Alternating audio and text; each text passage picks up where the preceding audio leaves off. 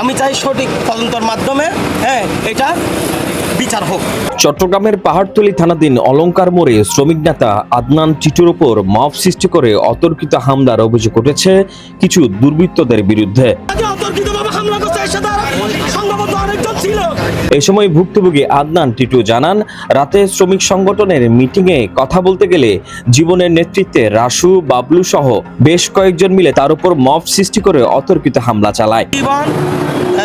বাবলু নামের এই থানাতে কমিটিতে কি আছে আমার এর কল রেকর্ডে সব প্রমাণ আছে।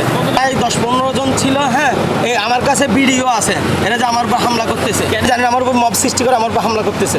আমি দেশের প্রশাসনের কাছে আইন শৃঙ্খলা বাহিনীর প্রতি আস্থাশীল। আমি চাই সঠিক তদন্তের মাধ্যমে এটা বিচার হোক।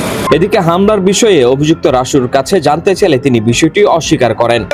অভিযোগ বলতে আমি মালিক সমিতির অফিসে আমি জানাইছিলাম, মালিক সমিতির অফিসে এগুলো কোনো উদ্যোগ নেই। ভুক্তভোগী শ্রমিক নেতা আদনান টিটু সুষ্ঠু তদন্তের মাধ্যমে প্রশাসনের কাছে হামলাকারীদের আইনের আওতায় আনার দাবি জানান।